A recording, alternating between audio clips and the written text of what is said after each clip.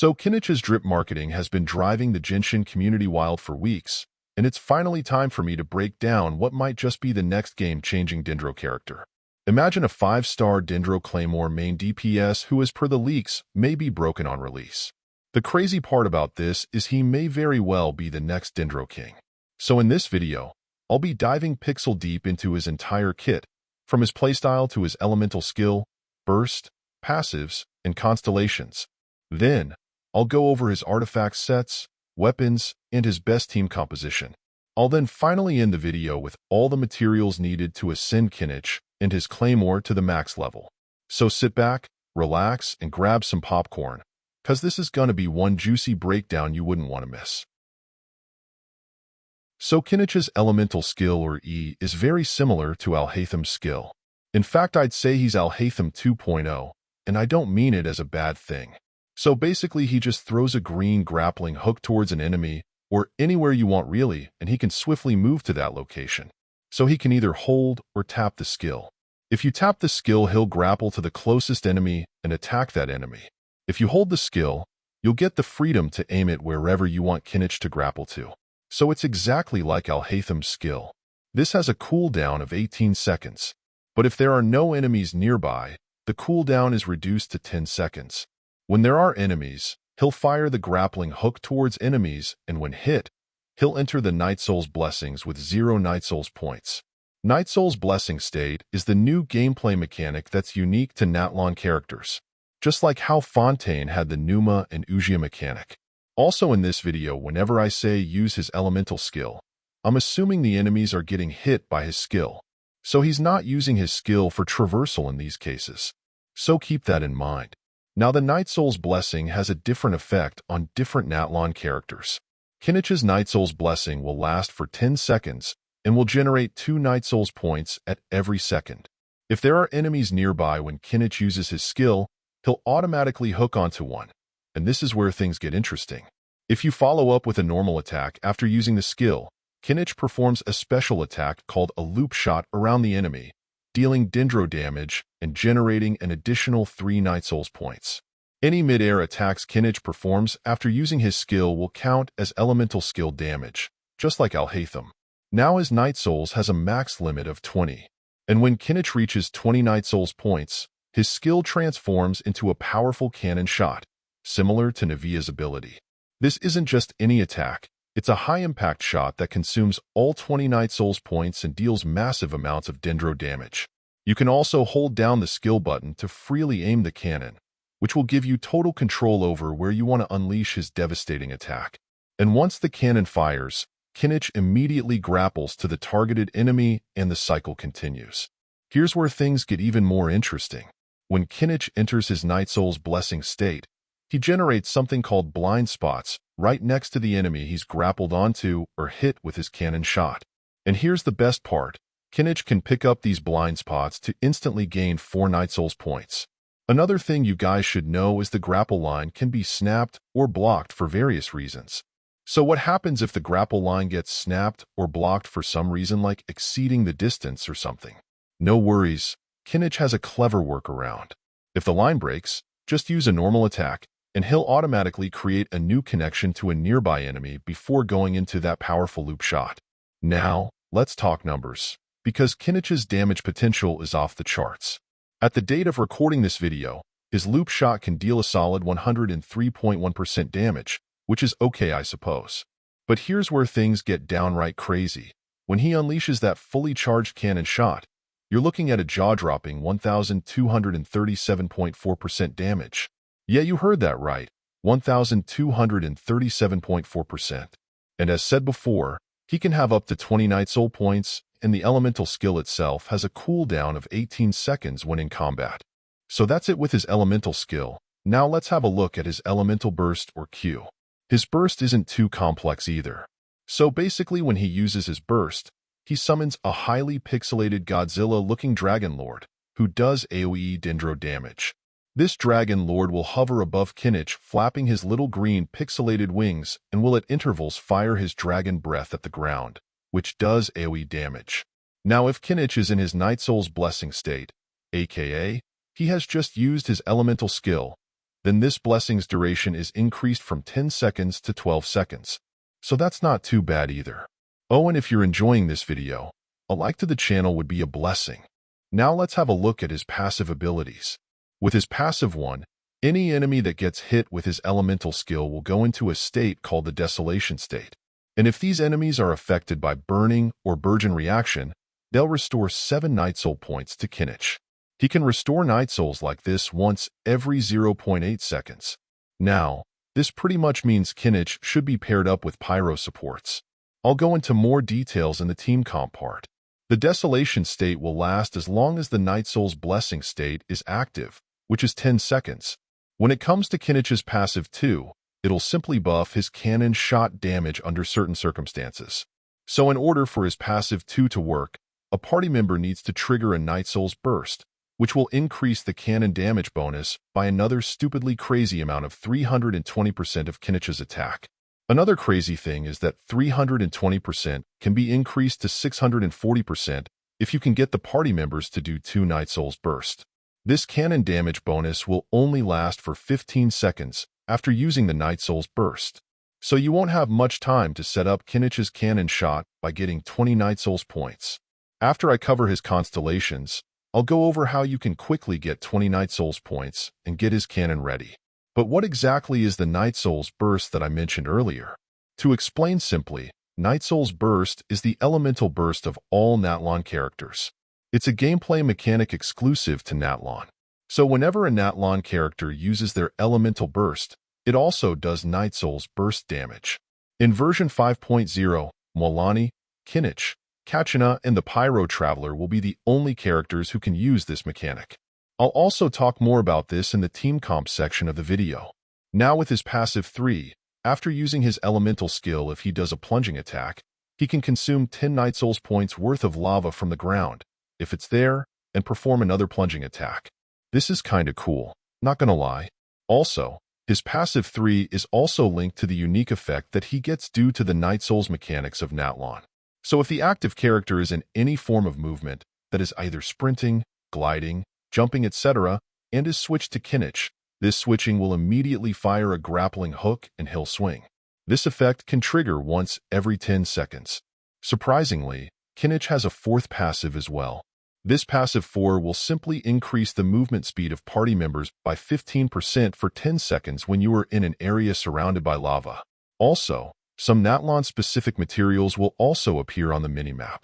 This brings us to his constellations. With Kinich's C1 unlocked, after using his elemental skill, his movement speed will be increased by 20% for 5 seconds. Also, you might want to take a seat for this one. It'll increase his cannon shot's crit damage by freaking 90%. Yeah, on top of all the buffs it gets, apparently his C1 buffs the crit damage as well. Okay, so after getting his C2, his elemental skill will reduce the dendro resistance of enemies by 30% for 6 seconds. His C2 will also, get this, increase the cannon shot's damage by 100% and increase its AoE. This guy is on the next level when it comes to skill damage. Kinich's C3 will increase his elemental skill level by 3. With his C4 unlocked, he'll restore 5 energies after using his loop shot or cannon shot. He can regenerate energy like this once every 2.8 seconds. Kinich's C5 will increase his elemental burst level by 3. With his C6 unlocked, the cannon shot will bounce once between enemies, dealing 700% of Kinich's attack as dendro damage. So yeah, overall he's a busted character. Unless Hoyo nerfs him, we're about to see the rise of a new Dendro King. But the big question is, at what constellations should you stop? Well, as usual, if you're not a whale, stopping at C3 looks really good. C3 is not necessary, but since it buffs his overall elemental skill damage, getting this wouldn't be a bad investment. C6 will make him even more broken, so if that's what you want, go for it. C1 and C2 are just too good to not ignore. But even at C0, he'll do a lot of damage, and you don't really need his constellations to have a fun time with him. He's still broken at C0. Okay, so let's break down the fastest way you can get 20 Night Souls points. Your support characters should be made up of pyro characters at least. So first use these supports and get the enemies on fire. Then use Kinich's elemental skill to go into the Night Soul's Blessing state and get enemies into the Desolation state. This will give you 2 Night Soul's points every second. Remember, you only have 10 seconds until the Night Soul's Blessing runs out. By this point, you'd have performed the loop shot when doing the elemental skill. So it'll give 3 Night Soul's points as well. Now attack these enemies and try to pick up the blind spots that get created on the ground. Doing this would give you 7 Night Souls every 0.8 seconds. Up to this point, you should have gotten 12 to 14 Night Souls points, and around 2 to 5 seconds would have passed. Attack the enemies for 1 more second, and you'd have maxed out the Night Souls.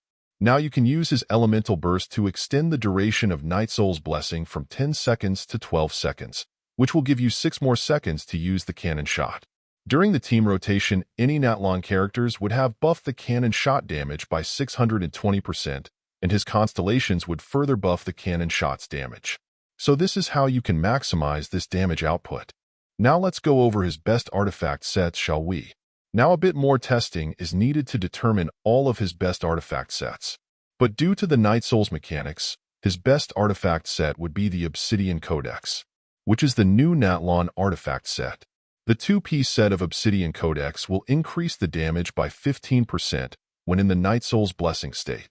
The 4-piece set will increase the crit rate by 40% for 6 seconds after consuming 10 Night Souls points.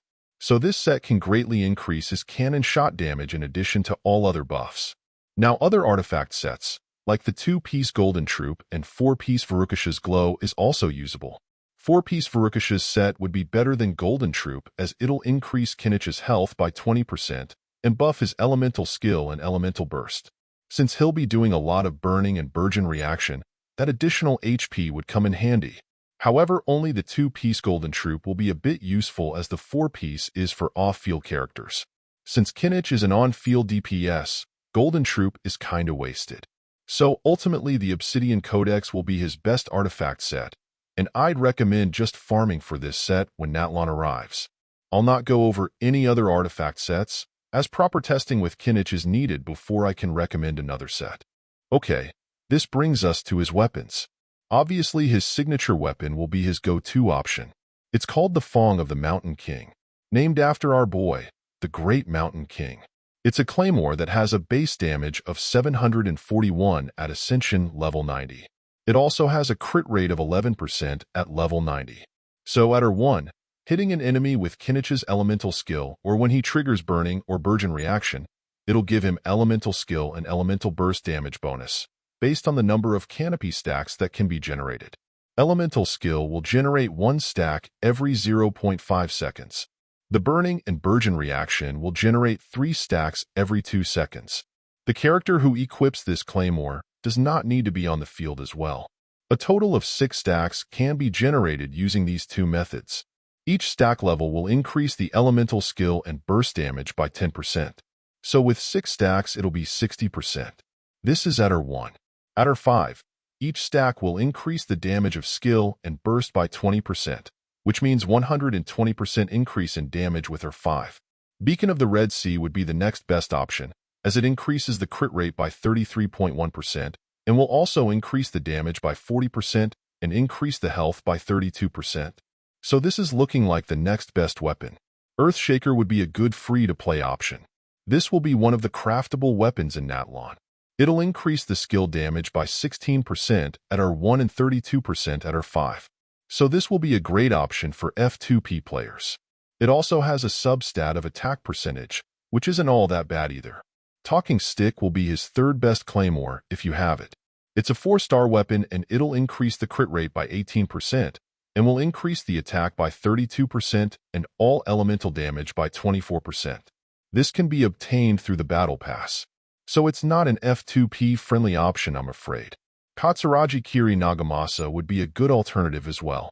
It increases the skill damage by 6% at R1 and 12% at R5. It has an ER substat, which is a downside of it. Mailed Flower would be a good option, as well if you have obtained it through the Windbloom Festival during version 3.5. It gives elemental mastery, but also increases attack as well. Sacrificial Greatsword would be another good alternative 4-star claymore, as it gives an 80% chance to reset the elemental skill cooldown. but the ER substat will be kinda useless. So if you don't have Kinich's signature weapon, Beacon of the Red Sea would be a good 5-star alternative.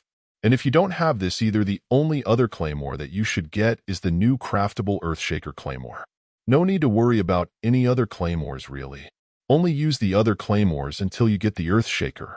This brings us to Kinich's best team composition. Since his main playstyle involves burning or burgeon, this will determine his best support party members. So in this part, I'll go over burning, burgeon, and just for good measure, I'll also include bloom and hyperbloom teams. I'll not go over any physical teams as that's just not his style. I'll also not go too deep into the supports, as a lot of testing is needed before I can judge which characters synergize the best with Kinich. For burning teams, Kinich will require a healer. A Dendro or an Anemo healer is preferred than a Pyro healer. Any other healing types are not recommended as it'll put off the burning. So Baizhu and Yao Yao are preferred. But you can use Sayu or Jean as well. Bennett and Chevruz can also be used.